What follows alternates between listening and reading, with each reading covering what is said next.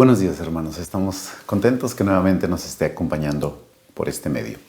Si Dios quiere, el próximo 14 de junio ya estaremos abriendo las puertas del edificio.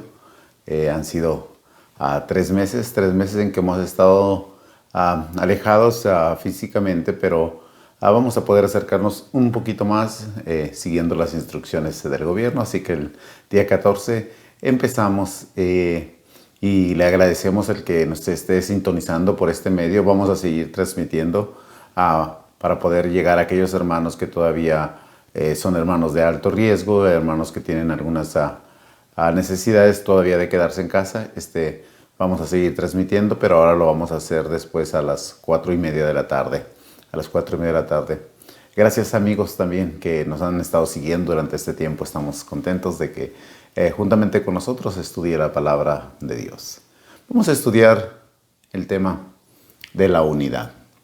Cuando hablamos de personas que cada una en su propia mente, en su propio pensamiento, tiene la idea de lo que es la unidad o la idea de mantenerse unido a los demás, muchas veces erramos porque cada uno tiene un pensamiento muy individual de acuerdo a las circunstancias que está viviendo. Por ejemplo, en esta situación que estamos viviendo durante estos meses, hemos dicho que para algunas personas, en general, estas personas nunca debimos haber cerrado los edificios. Para algunos fue falta de fe, para otros fue como muy exagerado, muchísimo tiempo.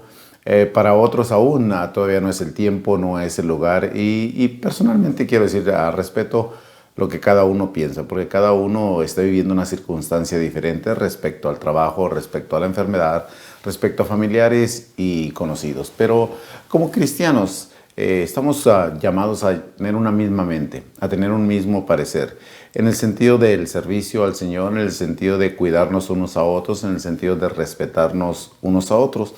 Pero sobre todo, es importante nuestra forma de pensar y nuestra forma de entender las cosas, sabiendo que hay un mundo que nos mira, sabiendo que hay personas que están alrededor de nosotros y que se están dando cuenta de nuestra conducta.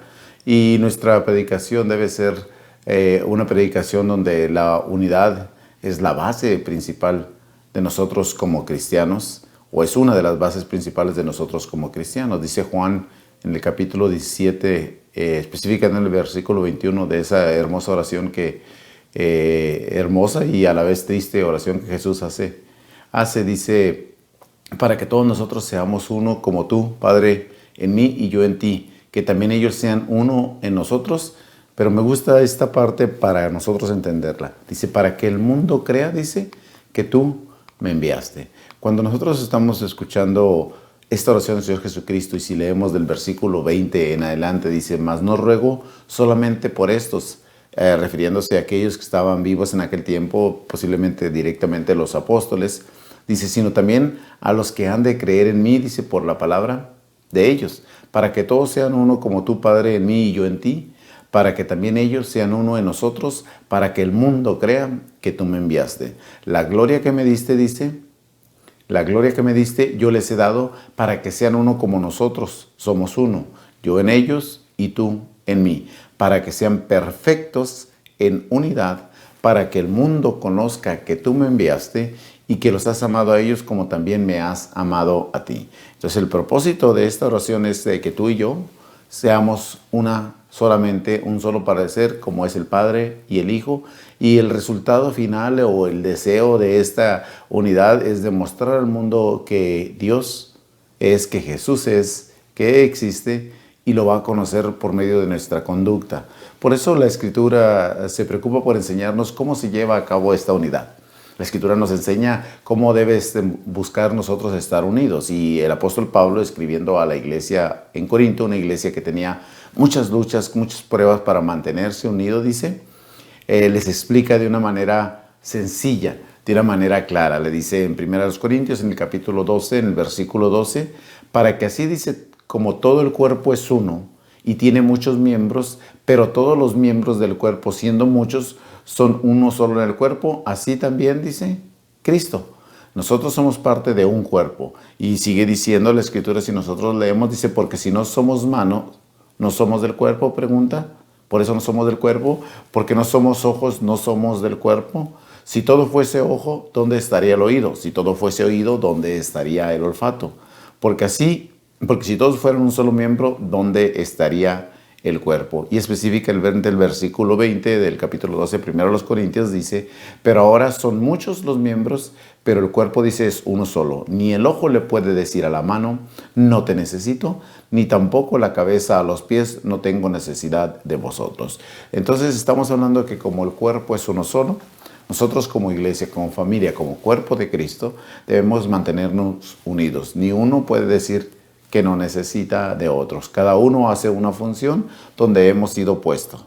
Y esto es para dar crecimiento al cuerpo de Cristo. Lo explica el apóstol Pablo cuando escribe la carta a los Efesios en el capítulo 4, a la final parte del versículo 15 y versículo 16, para que todos crezcamos, dice, en aquel que es la cabeza, esto es en Cristo, de quien, dice, todo el cuerpo, bien concertado y unido entre sí por todas las coyunturas, dice que se ayudan mutuamente según la actividad propia de cada miembro. Fíjate, un cuerpo unido por todas las coyunturas, cuyo propósito es ayudarse unos a otros. ¿Para qué? Para que cada uno haga su actividad propia y el cuerpo tenga crecimiento.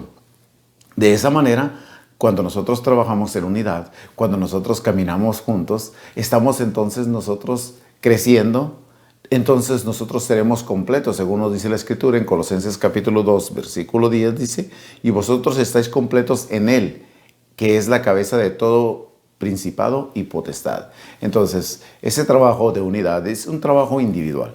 Es de que tú y yo, cada uno de nosotros, hagamos nuestra parte para que limemos esas pequeñas asperezas o grandes asperezas, si es que las hubiese, pero que pensemos que el propósito de todo esto es que el mundo nos está viendo y que como ejemplos para este mundo tenemos que luchar y tenemos que abstenernos de querer imponer nuestra forma de ver, nuestra forma de pensar y todos, absolutamente todos, desde el más grande hasta el más pequeño, voltear a las Escrituras y darnos cuenta de que eso es lo que la Escritura nos llama. Nos llama, dice Juan capítulo 13, versículo a 15, que Jesús nos dio el ejemplo y el ejemplo que Él nos ha dado, nosotros debemos de imitarlo, debemos de hacerlo.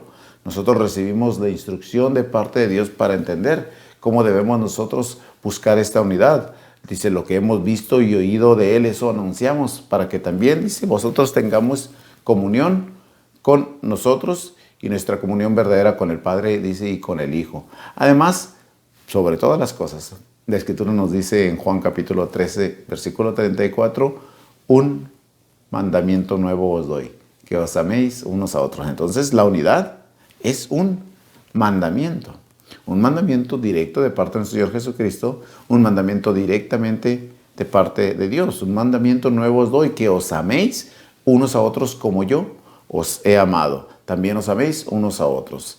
Entonces dice en el versículo 35 de Juan capítulo 13, dice, en esto, fíjese, en esto, en el amor de unos por otros, conocerán todos que sois mis discípulos, si tuviereis amor los unos por los otros. Es decir, tú y yo decimos ser cristianos, tú y yo decimos amar a Cristo, servir a Dios, respetar las Escrituras. Bueno, la práctica de todo esto que nosotros decimos conocer y saber, en vez de llenar solamente de literatura, de conocimiento nuestra cabeza, lo llevamos nosotros al campo donde lo demostramos. Y lo demostramos, dice, teniendo el amor el unos por los otros. ¿Para qué? Dice, para que nosotros seamos conocidos por el mundo que somos discípulos, que somos aquellos que estamos sirviendo y haciendo la voluntad de nuestro Maestro, en este caso nuestro Señor Jesucristo. Eso es lo que le preguntaban al Señor Jesucristo cuando le preguntaron en Mateo capítulo 22, ¿cuál es el mandamiento más grande o el más grande mandamiento? Pues lógico, amarás al Señor tu Dios con todo tu corazón, con toda tu alma, con toda tu mente. Dice, este es el primero y más grande mandamiento.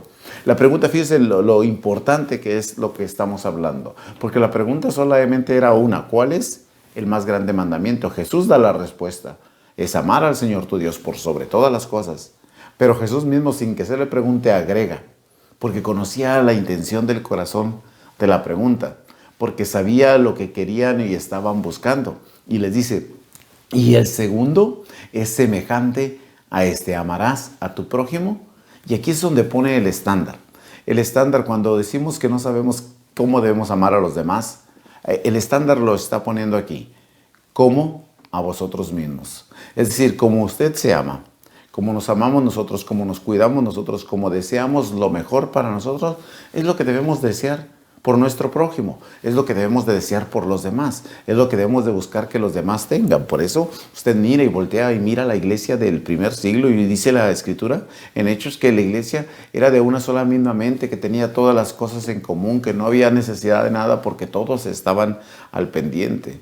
Su servidor personalmente está muy agradecido porque la gran mayoría de la congregación donde estamos administrando, los hermanos han estado al pendiente, preocupándose unos por otros.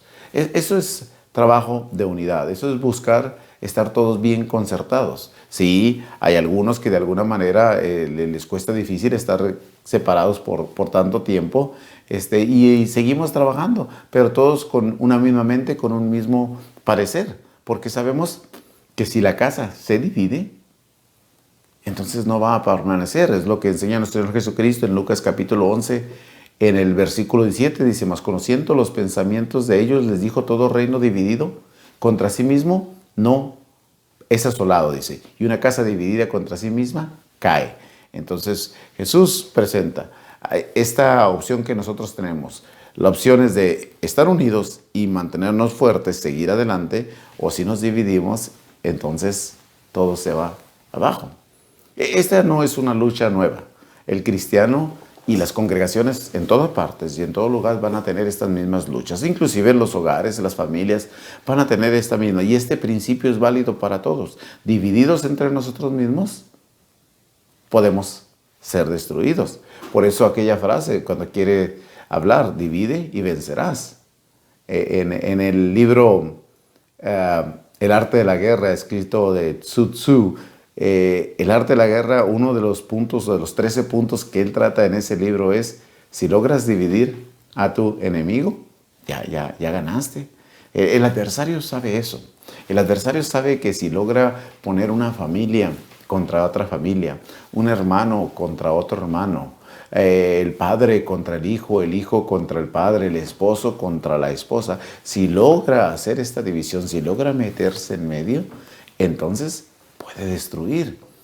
El reto que el apóstol Pablo empezaba o presentaba con la iglesia del primer siglo, especialmente con la iglesia de Corinto, se los hace ver de manera directa. Dice, os ruego, hermanos, por el nombre del Señor Jesucristo, dice que habléis todos una misma cosa y que no haya entre vosotros divisiones, sino que estés perfectamente unido en una misma mente y en un mismo parecer. Que no estemos yéndonos unos para un lado y otros para otros, que pensemos en el bien común, siempre con la Escritura en el centro de nosotros, siempre buscando obedecer y hablar, como dice la Escritura en 1 Pedro 4:11, si alguno habla, hable conforme a la palabra de Dios y nos sujetemos solamente al mensaje de Dios. Efesios 4:13 dice que estemos solícitos. Solícitos, la palabra espoudazo que usa del griego se refiere a ser veloces, a hacer esfuerzo, a prontos, a ser diligentes, a ser fervientes. Dice, en buscar la unidad. Eso es lo que nos enseña la Escritura y a través de ella podemos ver que a la iglesia de Corintios se le llama, a la iglesia en Éfeso se le llama, a la iglesia en Roma se le dice, en cuanto dependa de vosotros, estad bien con todos. Entonces, cuando nosotros vemos un problema, por ejemplo, el apóstol Pablo lo miraba en la iglesia de Corinto y les dice, he sido informado acerca de los hermanos de Cloé que hay entre vosotros divisiones, es decir, que cada uno dice, yo soy de Pablo, yo soy de Apolos, yo soy de Cefas y yo soy de Cristo. En la iglesia no puede haber partidos. Al final de cuentas todos somos solamente de Cristo. No soy de las personas aún, aunque muchos tienden a poner motes y títulos, nombres a las personas. No soy ni de aquellos que dice cristianos de estos, cristianos de aquellos o cristianos del otro. Yo creo solamente que o se es cristiano o no se es, punto. Ahora, que el concepto de cristiano cada uno lo tenga diferente, bueno, ya es una situación y un tema muy diferente, pero cristiano solamente es cristiano es aquel que sigue la voluntad de Cristo, aquel que obedece sus mandamientos, aquel que toma su escritura íntegra tal cual es y hace lo que el Señor ha mandado. Y el apóstol Pablo miraba que en la iglesia del Corinto había divisiones porque cada uno quería jalar, vamos a ponerlo así, con el líder o con el hermano con el cual se sentía influenciado. Y esto es lo mismo. De alguna manera muchas personas pueden ser influenciadas por otros hombres, pero al final de cuentas nosotros tenemos que estar conscientes que el único que puede influenciar nuestra vida y al que vamos a seguir es nuestro Señor Jesucristo. Así que el apóstol Pablo ordena a la iglesia de Corinto, ordena. No está pidiendo en favor, ordena, dice que no haya entre vosotros, dice, divisiones. Y lo dice con qué autoridad, no con la autoridad de Pablo, dice, lo dice por el nombre de nuestro Señor Jesucristo, la autoridad de nuestro Señor Jesucristo. ¿Para qué? Para que el resultado sea que estéis perfectamente unidos, como leíamos, en una misma mente y en un mismo parecer. La unidad en la iglesia puede ser destruido cuando nosotros actuamos egoístamente. La unidad en la familia, en el hogar, en cualquier vínculo donde haya personas trabajando juntas, siempre va a ser destruida cuando el egoísmo entre en la vida. Por eso el apóstol Pablo y la Escritura enseña, dice, nada hagáis por contienda o por vanagloria. Antes bien, dice, con humildad, estimándoos cada uno a los demás como superiores a nosotros mismos. Que aprendamos nosotros a controlar nuestra lengua, que antes de nosotros procesar las palabras, haberlas pasado por la mente, haberlas pasado por el corazón y no pensar nomás solamente en nosotros. Empezar que cada una de las palabras que hemos de decir no tan solo pueden lastimar a los demás, sino que también daremos cuenta de cada una de ellas. Esa es una de las preocupaciones, por ejemplo, pienso yo, de cada uno de los que predicamos el mensaje, de que tenemos que tener cuidado, que tenemos que ser cautelosos. Cada palabra que decimos es estudiada, es analizada y es pensada para ver o buscar la intención con la que se hizo. El controlar nuestra lengua para no hablar más de lo necesario o el no decir cosas de las cuales después nos arrepentamos, la Escritura nos enseña. Cuando el apóstol, cuando Santiago dice en el capítulo 3, en el versículo 5 en adelante, dice, así también la lengua, dice, un miembro tan pequeño que se jacta de hacer grandes cosas. Y luego hace la comparación. Y aquí dice, cuán grande bosque enciende un pequeño fuego. No puede proceder, dice la Escritura, de la misma boca bendición, es decir, nosotros venir, cantar y alabar y orar y pedir en el nombre de Dios, y no al otro lado maldición, donde nosotros no procuramos hacer el bien por los demás. Estas cosas no pueden ser así. El apóstol Pablo, en Santiago, se escribe en el versículo 11, dice, ¿acaso, dice, alguna fuente puede dar agua dulce y agua salada? Dice, esto no puede ser así. Entonces, nuestra actitud debe ser una actitud positiva, una actitud que buscamos siempre sacrificar un poco de lo que a nosotros nos parece y nos gusta con el bien común, tratando de acercarnos a los demás siempre y cuando la Escritura sea respetada. Que no tengamos una actitud del conocido Diótrefes cuando escribe Juan en su tercera carta. En el capítulo 1, versículos 9 al 10, dice, yo he escrito esta carta a la iglesia, dice, pero Diótrefes, dice, al cual le gusta tener, dice, los primeros lugares. Aquel que no recibe a los hermanos, que se enoja con los que reciben a los hermanos, que habla cosas malas, y que no está de acuerdo y con el que no está de acuerdo con él se expulsa. Esta actitud es una actitud que no trae a la unidad. La parte contraria, la parte diferente o el otro lado de la moneda es el tener amor por los hermanos. Porque dice la Escritura, si alguno dice que ama a Dios y no ama a su hermano, es entonces mentiroso. Y el amor, si usted lee, no tan solo primero a los Corintios 13, que casi se lo sabe de memoria, si ve la Escritura completa, el propósito de todo el mandamiento que tenemos es el amor nacido de corazón limpio. Y un amor que es imitado al amor de Cristo, que siendo el Hijo de Dios, dice la Escritura, no estimó el ser igual a Dios, a cosa que aferrarse, se despojó de su grandeza por amor a mí, por amor a ti. Entonces, en ese ejemplo de amor debemos nosotros vivir, teniendo cuidado el uno por el otro. El Nuevo Testamento está lleno de consejos para la relación unos con otros, donde podemos amarnos unos a otros, donde debemos aceptarnos unos a otros, donde debemos servirnos unos a otros, donde debemos someternos unos a los otros, donde debemos aprender a perdonarnos unos a los otros, a sobrellevar las cargas unos de los otros, a considerarnos unos a otros, a enseñarnos unos a otros, y podría continuar hasta 60 diferentes ocasiones donde la relación de unos a otros es llamada en el sentido positivo, en el sentido de que pueda ayudar a la unidad de la iglesia, a la unidad de la familia. Entonces, ese es el propósito de nuestra predicación. Juan capítulo 17, lo leíamos al principio, dice, para que el mundo conozca que Jesús fue enviado por el Padre. La actitud de nosotros tiene que ver, demuestra que somos su iglesia. En esto conocerán que sois mis discípulos, Juan 13, 35. Demuestra que nosotros somos cristianos. Dice Efesios capítulo 4, versículo 1, os ruego que andéis digno de la vocación como a la que fuisteis llamados, que sea digno nuestro comportamiento, que sea digna nuestra actitud, de acuerdo a la profesión a la profesión que actuamos, a lo que hacemos, a lo que vivimos. Si decimos ser cristiano, nuestra actitud es de un cristiano ejemplar, un cristiano que busca el amor, que busca la unidad y que deja las cosas personales a un lado.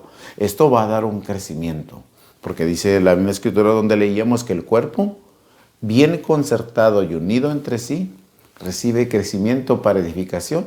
Dice, en amor, evitamos que el nombre de Dios sea blasfemado. ¿Ha escuchado la frase cuando dice, y eso que va a la iglesia? ¿Y eso que es hermano? Porque muchas veces la actitud puede dar mucho que desear. A los fariseos les decían en el primer siglo, Romanos capítulo 2, versículo 23, tú que te jactas de la ley con infracción, deshonras a Dios. Tú que dices que no se ha de robar, robas. Tú que dices que no se ha de mentir, mientes. Que no se ha de engañar, engañas. Y podríamos enumerar un gran número de cosas que no debe de hacer el cristiano, porque primero no debe de hacerlo.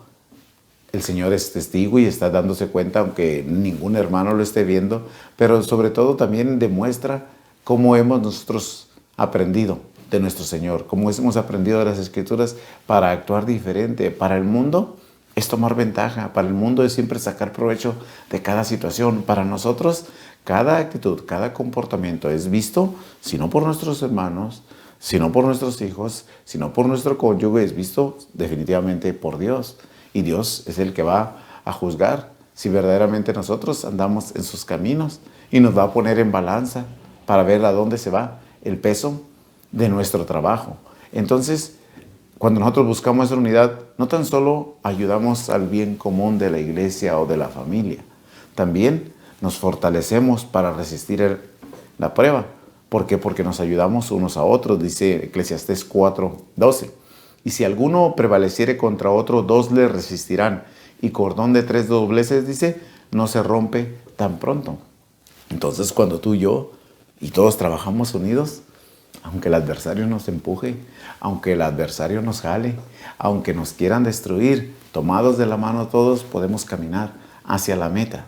Los primeros cristianos decíamos, todas las cosas que tenían, las tenían en común. Todo lo que poseían, lo ayudaban, no había entre ellos necesidad.